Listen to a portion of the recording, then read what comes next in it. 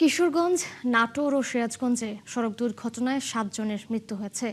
এই সব দুর্ঘটনায় আহত হয়েছেন অন্তত ১৫ জন।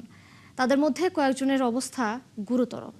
সহকর্মীদের তথ্য ছবিতে প্রতিবেদন।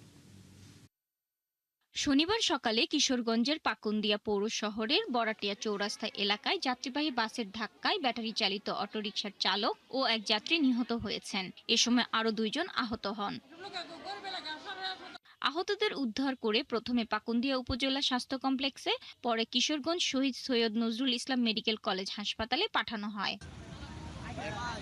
নাটোরের বনপাড়া হাটি কুমরুল মহাসড়কের গুরুদাসপুরে নয়াবাজার এলাকায় গরুবাহী শ্যালো ইঞ্জিন চালিত বাহন ও বাসের সংঘর্ষ হয়। এতে ৩ জন গরু ব্যবসায়ী নিহত হন। গুরুতর আহত হন আরও ৩ জন। পুলিশ ও এলাকার লোকজন জানান, ঘটনাস্থলেই এক গরু ব্যবসায়ী নিহত হন। গুরুতর আহত অবস্থায় কয়েকজনকে বড়াইগ্রাম উপজেলা স্বাস্থ্য কমপ্লেক্সে ও রাজশাহী মেডিকেলে নিলে সেখানে আরও ২ জনের মৃত্যু হয়।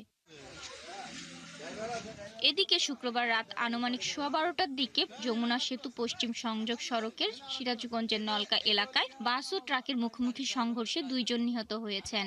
এ ঘটনায় যাত্রীবাহী বাসে থাকা আরও ১০ জন গুরুতর আহত হন।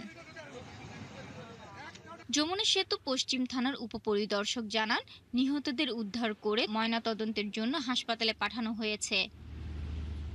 শাকিলা সিথি, ৭১।